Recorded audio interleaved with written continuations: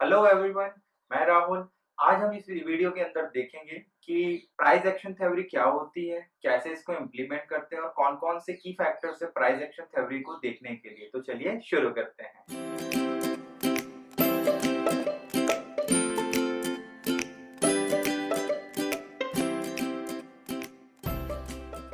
Most important thing जो है price action theory के अंदर वो ट्रेडर्स के लिए है कि बहुत सारे ट्रेडर्स जब मार्केट के अंदर ट्रेड लेने जाते हैं तो वो कई बार हेडेड हो जाते हैं कि उन्हें कहाँ पर एंट्री और कहाँ पर एग्जिट लेना चाहिए विदाउट नोइंग द फंडामेंटल्स और विदाउट नोइंग द टेक्निकल्स। अगर हमें किसी भी स्टॉक के अंदर एंट्री लेना है तो first of all we have to analyse the price and the moment. यानी प्राइस और मोमेंट बहुत इंपॉर्टेंट चीज है किसी भी स्टॉक को एनालाइज करने के लिए। तो आज मैं 5 मेन चीज़ आपको बताऊँगा, जो आपके ट्रेड के लिए बहुत ज़्यादा इम्पोर्टेंट होगी और जो केवल और केवल इन 5 चीज़ों को अगर आप अपने माइंड के अंदर सेट करेंगे before taking into a trade, आप डेफिनिटली इस मार्केट से जो है प्रॉफिट निकालेंगे ही निकालेंगे। वेदर लॉसेस जो होंगे वो बहुत लिमिटेड होंगे लेकिन प्रॉफिट के चांसेस जो होंगे वो बहुत ज़्यादा होंगे। तो ये 5 फैक्टर कौन-कौन से हैं, तो हम लोग देख लेते हैं ये वाले। मेन जो 5 चीज़ है प्राइस एक्शन थ्योरी, सिंपल फंडा ये है प्राइस एक्शन थ्योरी का कि हम लोग जब भी स्टॉक के अंदर ट्रेड लेते हैं तो हमें उस स्टॉक के मूवमेंट को ट्रैक करना होता है। स्टॉक का मूवमेंट कैसे देखते हैं? 5 चीज़ जो मेन चीज़ है। First one, breakout. यानी अगर चार्ट को आप देखेंगे तो चार्ट कहीं न कहीं एक आपको एक पैटर्न के अंदर मूव करता हुआ दिखेगा। यानी pattern just like head and shoulder pattern हो गया, काइंड ऑफ फ्लैग पैटर्न हो गया, ट्रायंगल पैटर्न हो गया। ये जब पैटर्न्स बनते हैं तो मार्केट के अंदर एक रिपीटेड पैटर्न्स बनते हैं। ये मार्केट के अंदर बहुत सारे रिपीटेड पैटर्न्स हैं जो हमेशा किसी ना किसी स्टॉक या किसी ना किसी कमोडिटी के अंदर आपको बनते हुए दिखेंगे। जब भी इन पैटर्न से अगर मार्केट डेविएट होता है या ब्रेक लेता है यहाँ से मार्केट अपवर्ड या डाउनवर्ड, तो कहीं ना कहीं आप उसके अंदर प्रॉपर एंट्री और प्रॉपर एग्जिट बना सकते हैं। सो फर्स्ट हम लोग इसके अंदर देख लेते हैं कि फर्स्ट ब्रेकआउट कौन सा है। फर्स्ट ब्रेकआउट जो जैसा कि हम लोग इस चार्ट के अंदर देख लेते हैं। चार्ट के अंदर देखने पर आपको ये समझ पड़ेगा कि एक कंटिन्यू वेविंग में मूवमेंट हो रहा है। यहाँ पर आप किसी भी, जैसे मैंने कोल इंडिया का चार्ट ले लिया, ये कोल इंडिया के चार्ट के अंदर आप इसको वेव के फॉर्म में देखोगे, आप कंटिन्यूअसली ये अपवर्ड एंड डाउनवर्ड जा रहा है। ये एक पैटर्न बनता है that is called the triangle pattern. जब भी इस ट्रायंगल पैटर्न को आप देखें मार्केट के अंदर, अगर ये ट्रायंगल पैटर्न अपवर्ड डायरेक्शन में बन रहा है तो कहीं ना कहीं स्टॉक एक ब्रेकआउट लेगा डाउनवर्ड डायरेक्शन के अंदर। यानी ये वाला जो पॉइंट है, इस वाले पॉइंट से हम लोगों को कहीं ना कहीं ये यहाँ पर मार्केट अभी ऊपर जाएगा इस वाले सेक्शन पर, और यहाँ से मार्केट कहीं ना कहीं वापस नीचे आता हुआ ये डेविएट अभी होता रहेगा और इसका डेविएशन पॉइंट ये रहा। यानी कहीं ना कहीं मार्केट के अंदर ये अभी इस टाइप का मूवमेंट आपको बनाता हुआ दिखेगा। यानी ये एक ट्रायंगल पैटर्न है। ट्रायंगल पैटर्न के अंदर जब तक हम लोगों ने ये ट्रेंड लाइन खींची है, ट्रेंड लाइन इसके हाईज और लो को है, करीब करीब ये पूरा जो मंथ है अप्रैल मई का और जून का जो पूरा मंथ है, ये इसका पूरा मूवमेंट है। यानी 3 महीनों का मूवमेंट हम लोग देख लेते हैं।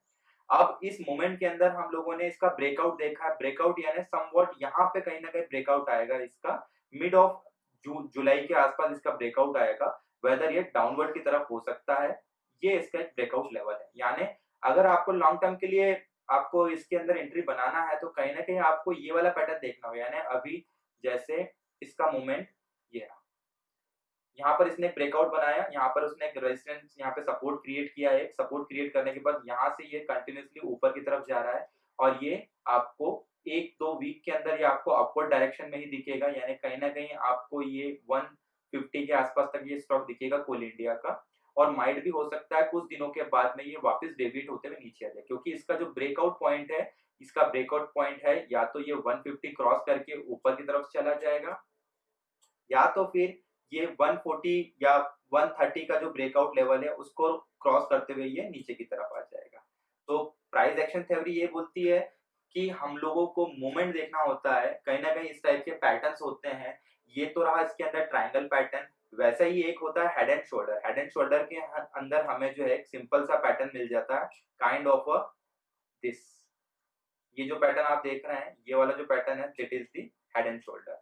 ये आपका हेड एंड शोल्डर पैटर्न है, हेड एंड शोल्डर पैटर्न। इस पैटर्न के अंदर आपको एक हेड दिखता है और ये आपके शोल्डर्स दिखेंगे। जब भी शोल्डर को क्रॉस करता हुआ मार्केट अगर नीचे की तरफ जाता है, neck line, this is called the neck line, यानी इन शोल्डर्स के नीचे की लाइंस को नेक लाइन बोलते हैं।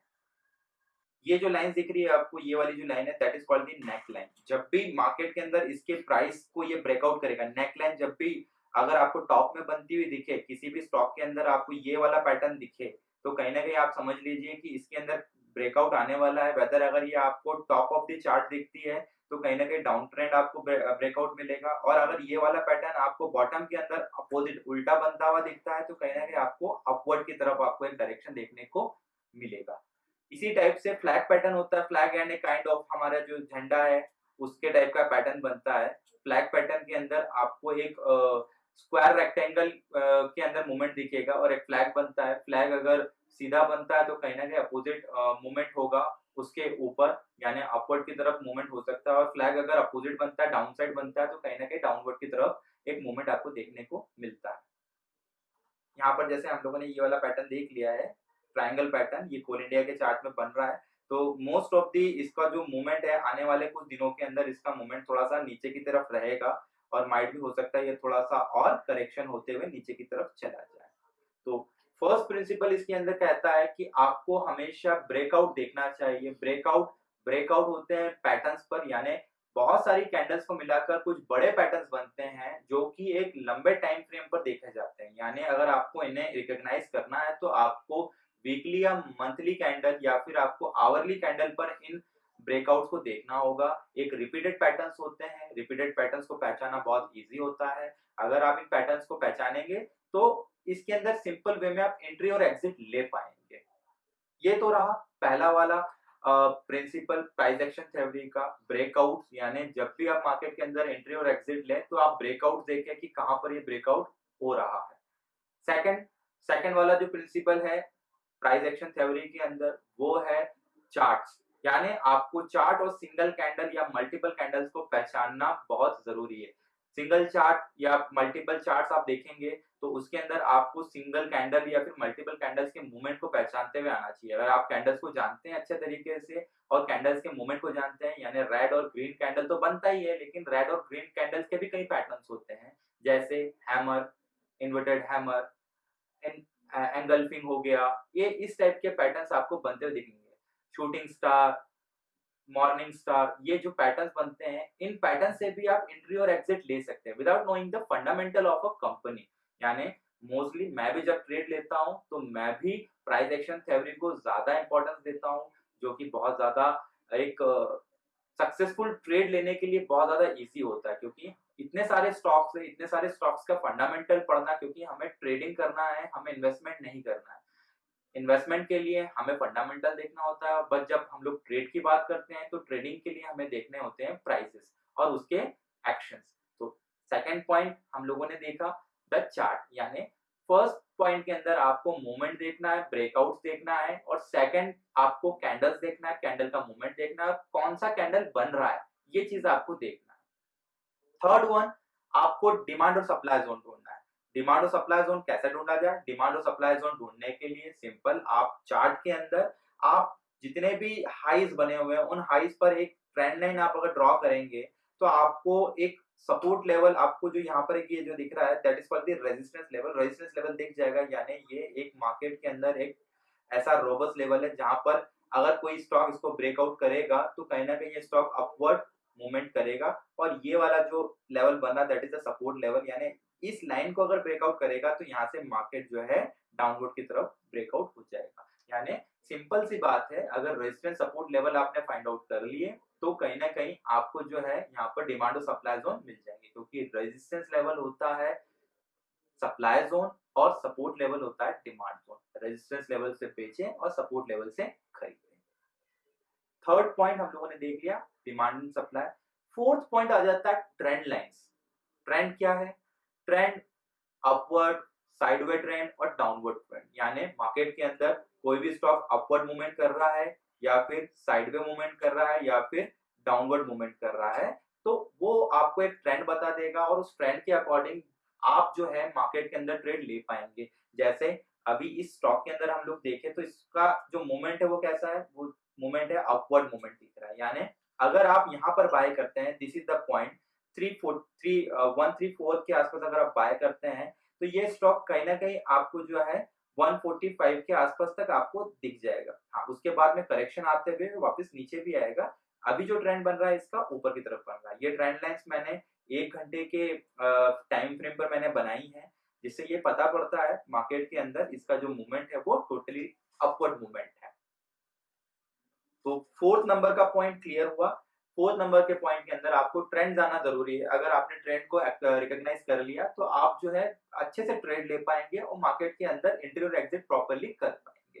फोर्थ नंबर का जो पॉइंट है that is called the resistance and support level. Resistance support level क्या होते हैं? रेजिस्टेंस एंड सपोर्ट लेवल ये दो ब्रेकआउट लेवल्स होते हैं जिसके अंदर आपको रेजिस्टेंस से आपको बेचना है, सपोर्ट से आपको खरीदना है। यानी रेजिस्टेंस लेवल जो है सप्लाई, यहाँ पर जो है सप्लाई जोन है, और सपोर्ट लेवल जो है पर डिमांड जोन है, और इसी के बीच में स्टॉक जो है कंटिन्यूअसली मूवमेंट करता रहता है। रेजिस्टेंस लेवल फाइंड आउट करने के लिए जैसा मैंने इस चार्ट के अंदर पिवोट पॉइंट्स लगा के रखे हैं, पिवोट पॉइंट्स आपको इनबिल्ट मिल जाएंगे आपके सॉफ्टवेयर के अंदर, जो आपको बताते हैं ये रेड लाइंस। इसको मैं एक बार क्लियर कर लेता हूं।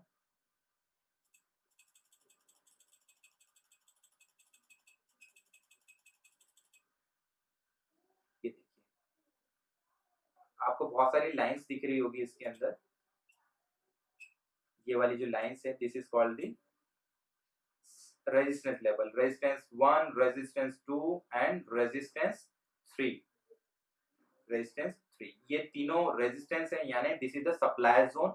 और इसी चार्ट के नीचे अगर आप देखेंगे demand zone 1, support 2 and support 3, ये तीनों लेवल्स, और बीच का जो मिड लाइन है ये कहलाती है पिवोट पॉइंट्स, यानी ये सेंटर ऑफ द स्टॉक है।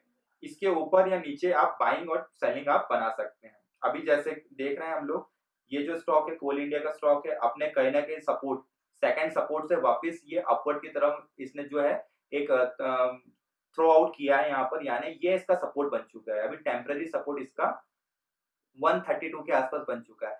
अब आपको ये स्टॉक कहीं ना कहीं कुछ दिनों के अंदर या फिर कल या परसों के दिन आपको ये जो स्टॉक है 137 के आसपास तक जाता हुआ दिखेगा।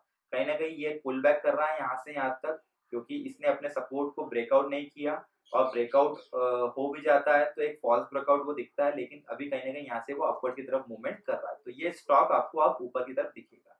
तो ये इनबिल्ट होते हैं, यानी रेजिस्टेंस सपोर्ट फाइंड आउट करने के लिए आपको बहुत सारी चीजें मिल जाएगी सॉफ्टवेयर के अंदर। जो मैं यूज करता हूँ बहुत ज्यादा जो रिलायबल है that is the pivot points. Pivot points defaulted होते हैं, आप केवल उसको क्लिक करके ओके कर दीजिए, अपने ट्रेड में लगा दीजिए, आपको डेफिनेटली वो प्रॉफिट देकर जाएंगे, क्योंकि most of the time pivot points काम करते हैं। और पिवोट पॉइंट्स को सेट करने के लिए आपको जो टाइम फ्रेम लेना है दैट इज द 1 आवर, 1 घंटे का टाइम फ्रेम लेना है, और 1 घंटे के टाइम फ्रेम पर आपको बहुत अच्छे रिजल्ट्स मिलेंगे। डेफिनेटली मैं यूज करता हूँ और आपको भी ये एक बार यूज करके देखना चाहिए। फोर्थ पॉइंट हमारा क्लियर हो गया। फोर्थ पॉइंट हमारा रेजिस्टेंस और सपोर्ट लेवल है प्राइस एक्शन थ्योरी के अंदर। लास्ट जो मोस्ट इंपॉर्टेंट प्रिंसिपल है प्राइस एक्शन थ्योरी का, दैट टाइम फ्रेम। कौन सा टाइम फ्रेम लें? हम लोग कई बार ट्रेड लेते हैं और ट्रेड लेने पर हमें ये पता नहीं होता है कि हमें कौन सा टाइम फ्रेम लेना चाहिए। हम लोग 1 मिनट, 5 मिनट, 10 मिनट, 15 मिनट, आधा घंटा या 1 घंटे का टाइम फ्रेम, कौन सा टाइम फ्रेम हम लोग चूज करें, क्या हमारे लिए सुटेबल है? देखिए सिंपल सा फंडा है, जब भी आप ट्रेड लेते हैं तो longer the time frame longer the accuracy level, यानी आपका एक्यूरेसी लेवल बढ़ जाएगा। जितना आप बड़ा टाइम फ्रेम लेंगे आपका एक्यूरेसी लेवल जो होगा वो उतना ही स्ट्रांग हो जाएगा। अगर आप 15 मिनट का टाइम फ्रेम लेते हैं तो 15 मिनट के टाइम फ्रेम के अंदर आपको एक्यूरेसी लेवल जो है बहुत कम मिलेगा। अगर आप आधे घंटे का लेते हैं तो एक्यूरेसी लेवल बढ़ जाएगा। और अगर आप 1 घंटे का टाइम फ्रेम लेते हैं तो यानी हर एक कैंडल 1 घंटे के अंतराल में बनता है, और 1 घंटे के अंतराल में आपको प्रॉपर उसका एक मूवमेंट दिखेगा, यानी एक आपको ट्रेंड एनालिसिस बहुत अच्छा हो जाएगा अगर आप जितना लंबा टाइम फ्रेम लेंगे। और 1 डे का आप टाइम फ्रेम ले रहे हैं तो वेल एंड गुड। जैसे जैसे इन्वेस्टमेंट पर्पज से आप टाइम फ्रेम बढ़ाते जाते हैं तो आपका एक्यूरेसी लेवल भी बढ़ जाता है। और मोस्टली आप लोगों को टाइम फ्रेम जो लेना चाहिए वो 1 आवर का लेना चाहिए, यानी 1 घंटे में उसका व्यू क्या है मार्केट के अंदर, वो कैंडल 1 घंटे में क्या इंडिकेट कर रहा है, दैट इज द बुलिश और बियरिश, एक बुल बुल बुल ट्रेंड है या फिर एक बियर ट्रेंड है। तो आपको टाइम फ्रेम देखना बहुत जरूरी है। आज के इस वीडियो के अंदर हम लोगों ने प्राइस एक्शन थ्योरी के कुछ पॉइंट्स को हम लोगों ने एनालाइज किया है। 5 मेन पॉइंट्स हैं इसके अंदर 5 पॉइंट्स के अंदर फर्स्ट वन आपका ब्रेकआउट। आपने अगर ब्रेकआउट देखना सीख लिया तो डेफिनेटली आप अपने ट्रेड में सक्सेसफुल रहेंगे। आपने resistance support level find out करना सीख लिए तो आप अपने ट्रेड के अंदर सक्सेसफुल रहेंगे। आपने एक डिमांड और सप्लाई जोन फाइंड आउट कर लिया, आपने अगर ट्रेंड लाइंस फाइंड आउट कर ली है और आपने अगर टाइम फ्रेम सेट करके रखा है तो डेफिनेटली आप अपने स्टॉक के अंदर प्रॉफिट कमाएंगे और अच्छे से ट्रेड करेंगे, क्योंकि प्राइस एक्शन थ्योरी का सिंपल सा फंडा है। प्राइस एक्शन थ्योरी के अंदर ट्रेडर्स, हेजर्स, स्पेकुलेटर्स एंड आर्बिट्राजर्स वर्क करते हैं जो मोस्टली सक्सेस होते हैं। जो इन 5 प्रिंसिपल को फॉलो करता है वो कहीं ना कहीं ट्रेड के अंदर सक्सेस पाता है। तो आज के वीडियो के अंदर प्राइस एक्शन थ्योरी में इतना ही। नेक्स्ट वीडियो के अंदर हम लोग और भी कुछ पॉइंट हम लोग डिस्कस करेंगे। ट्रेडर के पॉइंट ऑफ व्यू से हम लोग चीजों को देखेंगे कि ट्रेड लेने के लिए आपको और कौन कौन से गोल्डन रूल्स जो है वो फॉलो करना चाहिए और क्या क्या चीजें नहीं करना चाहिए। वीडियो कैसा लगा आप मुझे कमेंट में बता सकते हैं। क्या क्या चीजें करना चाहिए, क्या क्या चीजें नहीं करना चाहिए, आप कमेंट बॉक्स में मुझे सजेशंस दे सकते हैं। अगर आपको वीडियो पसंद आ रहा है तो डेफिनेटली इसे लाइक करें, शेयर करें और कमेंट करें। Thank you.